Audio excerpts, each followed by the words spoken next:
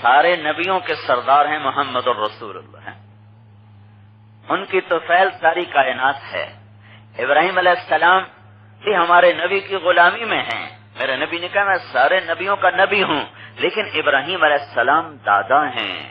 باپ ہیں، اور اللہ یہ سمجھا رہا ہے بیٹا کتنا ہی بڑا بن جائے باپ کے آگے جھکنا فرض ہے۔ یہ سمجھانے کے لیے اللہ کے نبی کو آگے بھیجا کہ جاؤ تو آگے جا کے اپنے باپ سے ملاقات کر، تیرا باپ آگے آ کے ملاقات نہیں کرے گا، تاکہ خوددار کے نوجوانوں کو یاد رہے کہ باپ کا احترام نبی نے بھی کیا ہے، ہمارے اوپر بھی فرض ہے۔ کیونکہ میرا رب دیکھ رہا تھا کہ آنے والے زمانوں میں یہ امت اپنے ماں باپ کو بہت خوار کرے گی اور ماں باپ کو بہت دکھی کرے گی، تو اللہ نے سبق دیا ہے کہ ہمارے نبی خود چل کے جا رہے ہیں، اور اور ابراہیم علیہ السلام آرام سے ایسے بیٹھے ہوئے ہیں، حکم نہیں، قریب آئے تو وہ اٹھا ہے کہ خزار ہو یا ہند و سندھ ہو، ایران ہو، پاکستان ہو، پوری دنیا کے ایمان والوں کو بتاؤ کہ باپ کے آگے جھکنا ہی عزت ہے،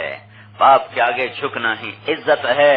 ماں باپ کو ذلیل کرنے والے دنیا اور آخرت میں تباہ و برباد ہو جاتے ہیں۔ ماں باپ کو دکھ دینے والا، یہ سارے بلوچستان کے پہاڑ سونا بن جائیں اور اس کا مالک بن جائے، اور اس کی ماں دکھی ہے اس سے اور اس کا باپ دکھی ہے، تو اللہ کی قسم یہ سونے کے پہاڑ اس کا مقدر نہیں بنا سکتے۔ ڈرو ماں باپ کے آنسوؤں سے، ڈرو ماں باپ کی حیا سے۔ میرے نبی نے فرمایا اگر میری ماں زندہ ہوتی اور میں عشاء کی نماز کے لیے مصلی پہ کھڑا ہوتا اور میں سورۃ فاتحہ پڑھ رہا ہوتا، عشاء کی نماز مسجد سورۃ فاتحہ پڑھ رہا ہوتا، اور ادھر سے میرے گھر کا دروازہ کھلتا اور میری ماں مجھے کہتی محمد، تو میں اس کی خاطر نماز توڑ دیتا اور میں کہتا جی اماں جی ارشاد فرمائیں۔ ہاں، ابراہیم علیہ السلام کی طرف چلایا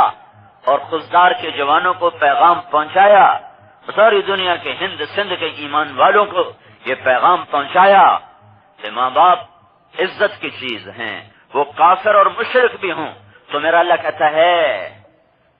وَصَاحِبْهُمَا فِي الدُّنْيَا مَعْرُوفًا وَاتَّبِعْ سَبِيلَ مَنْ أَنَابَ إِلَيَّ۔ تیرے ماں باپ میرے نہیں ماننے والے تو بھی ان کی بے ادبی نہ کرنا، اطاعت نہ کرنا، ان کی مانو نہیں، لیکن بے ادبی نہ کرو،